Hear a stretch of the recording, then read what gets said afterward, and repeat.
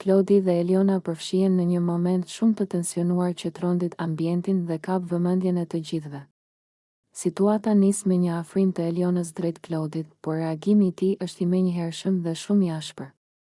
Klodi tërhiqet mbrapa, duke krijuar distancë mes tyre dhe me zë të lartë i kërkon asaj të mos e prek më.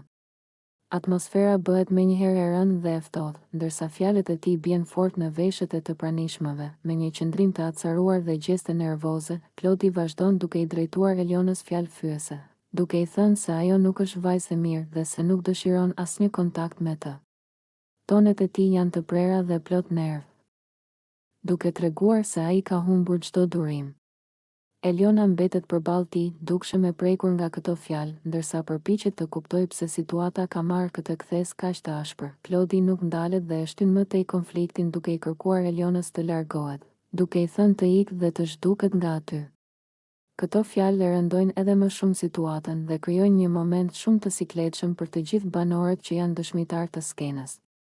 Disa prej tyre shikojnë të habitur, ndërsa të tjerë shmangin vështrimin duke ndjerë peshën e konfliktit që po zhvillohet para tyre. Eliona ndihet e fyer dhe e poshtëruar nga mënyra se si po trajtohet.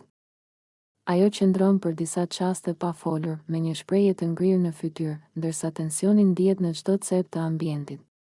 Klodi, nga ana tjetër, vazhdon të qëndrojë i ftohtë dhe i distancuar, duke bërë të qartë se nuk dëshiron asnjë komunikim të mëtejshëm me të. Ky moment shënon një pikë thyrjeje mes tyre.